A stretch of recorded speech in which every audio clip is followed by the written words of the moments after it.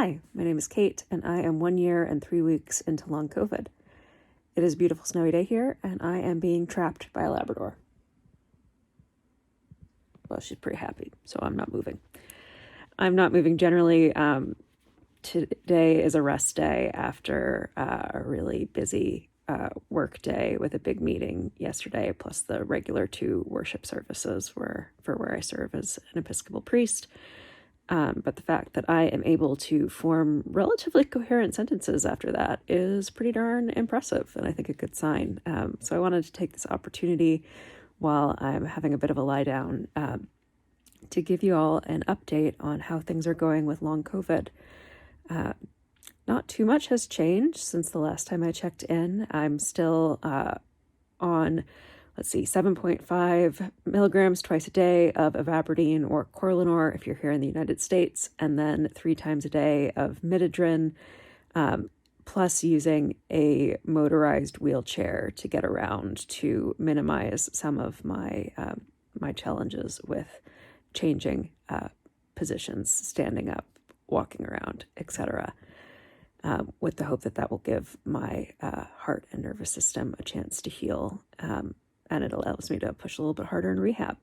So I'm at the point of being able to do about 4 things a day, which is up from 2 things a day before. So that's pretty exciting. That's double the number of things. Whenever people are like, oh, you're doing so much better, I think they're like, and now you'll take up jogging or like go for a hike. It's like, no, I will, be able to like make dinner and maybe do dishes. Wild. But hey, that's an improvement and I'll take it.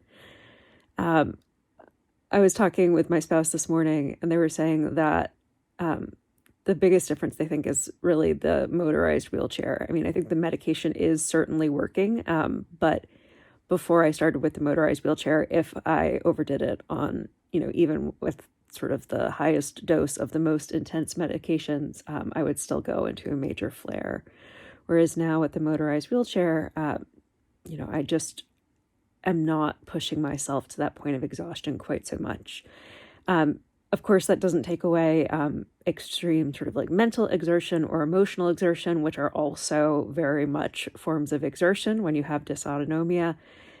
My work tends to be both mentally and emotionally intensive, which is just, for me, I always have to remind myself that I have to take just as much time to recover from that as I do from physical exertion. As we're in the year 2023, for me, January 1st was the 1-year anniversary of my COVID infection. And that's been a really hard emotional anniversary for me. I've come a long way with my long COVID in the last year, but I also haven't got anywhere near close back to baseline. So I'm taking time to sort of celebrate the ways in which I am healing and also to grieve the ways in which I'm not. And I'm hopeful that in the next year, I'll see that much more improvement. So from my long COVID journey to yours, take good care, everybody.